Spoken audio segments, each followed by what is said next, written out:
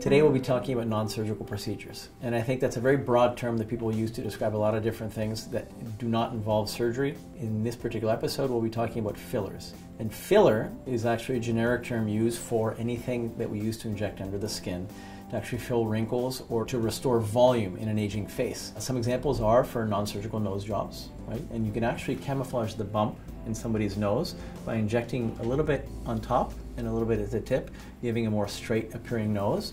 You can use it for what we call the nasolabial folds, which are these folds under the cheeks that start to develop as the cheek begins drooping. And as you age, one of the first things that go is the actual cheek. You start to see a flattening here and kind of a deflation.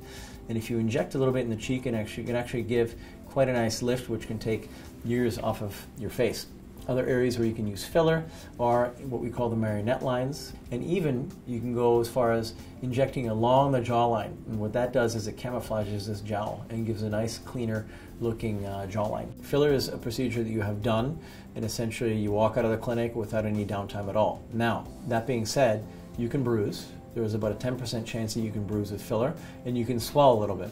And that really depends on the area of the face that you're treating. So in the cheeks, for example, it's an area that doesn't swell much, but if you're injecting the lips to give a little bit more fullness or plumpness, that's an area that's much more prone to swelling, so you have to be careful, and I certainly wouldn't do it if you had a dinner that night or you were getting married in 2 days.